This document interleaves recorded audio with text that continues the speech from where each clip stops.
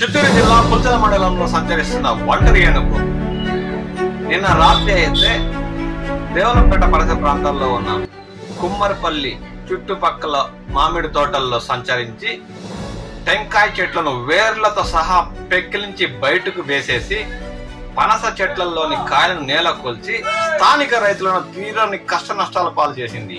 ఈ ఒంటరి ఏనుగు దాటికి స్థానిక రైతులు తీవ్ర భయాందోళనకు లోనవుతారు. ఏ సమయంలో ఏ మామిడి తోటలో లేదంటే ఏ వరి పంటలో ప్రత్యక్షం అవుతుందో అక్కడ తొక్కి తిని ధ్వంసం చేసి ఎక్కడ తీరని కష్ట నష్టాలు పాలు చేస్తుందన్న ఆందోళన పుల్చల మండలంలోని రైతుల్లో తీవ్రంగా నెలకొని ఉంది.